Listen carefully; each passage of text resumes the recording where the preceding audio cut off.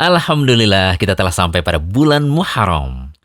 Mendapati bulan Muharram merupakan kenikmatan tersendiri ya bagi seorang mukmin, karena bulan ini syarat dengan pahala dan ladang beramal bagi orang-orang yang bersungguh-sungguh dalam mempersiapkan hari esok. Salah satu amal soleh yang sangat dianjurkan untuk dilakukan pada bulan ini adalah puasa.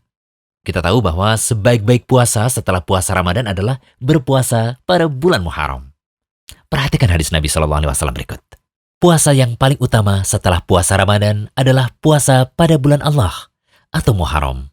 Sementara sholat yang paling utama setelah sholat wajib adalah sholat malam. Hadis riwayat Muslim dari Abu Hurairah. Imam Nawawi rahimahullah menjelaskan, hadis ini merupakan penegasan bahwa sebaik-baik bulan untuk berpuasa setelah Ramadan adalah pada bulan Muharram. Namun, ingat ya, sekalipun bulan Muharram adalah bulan yang bisa diisi dengan amalan puasa, itu pun hanya sebatas kemampuan kita saja. Dan yang lebih tepat ialah tidak berpuasa Muharram sebulan penuh. Hal ini berdasarkan perkataan Aisyah radhiyallahu anha yang mengatakan bahwa aku tidak pernah melihat Rasulullah SAW berpuasa sebulan penuh selain di bulan Ramadan. Aku juga tidak pernah melihat beliau banyak puasa dalam sebulan selain pada bulan Sya'ban. Hadis riwayat Muslim. Nah, dari sekian banyak hari di bulan Muharram, yang lebih afdol adalah puasa pada hari Asyura, yaitu pada 10 Muharram. Abu Qatadah Al-Ansari berkata, Nabi SAW ditanya mengenai keutamaan puasa Arafah. Beliau menjawab, puasa Arafah akan menghapus dosa setahun yang lalu dan setahun yang akan datang. Beliau juga ditanya mengenai keistimewaan puasa Asyura. Beliau menjawab, puasa Asyura akan menghapus dosa setahun yang lalu. Masya Allah, sangat luar biasa bukan keutamaan puasa sunnah Asyura ini? Lalu dosa yang diampuni itu apakah hanya dosa kecil saja?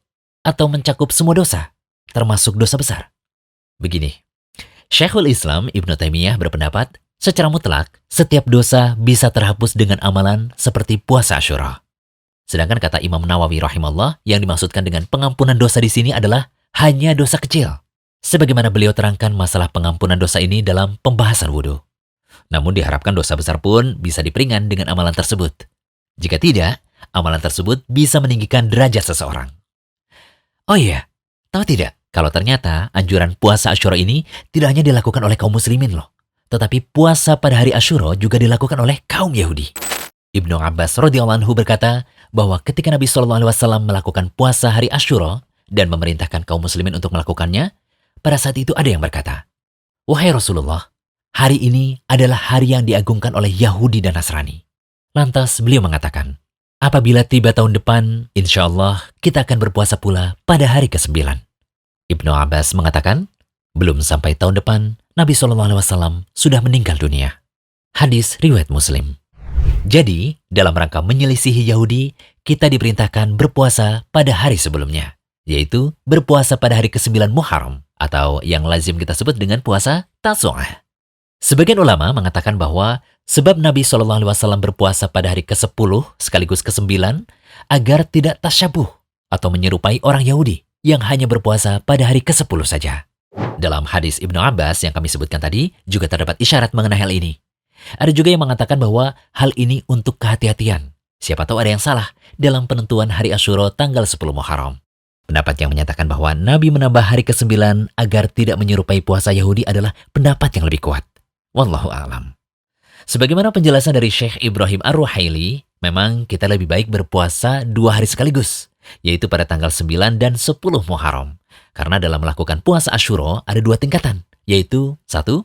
Tingkatan yang lebih sempurna adalah berpuasa pada 9 dan 10 Muharram sekaligus.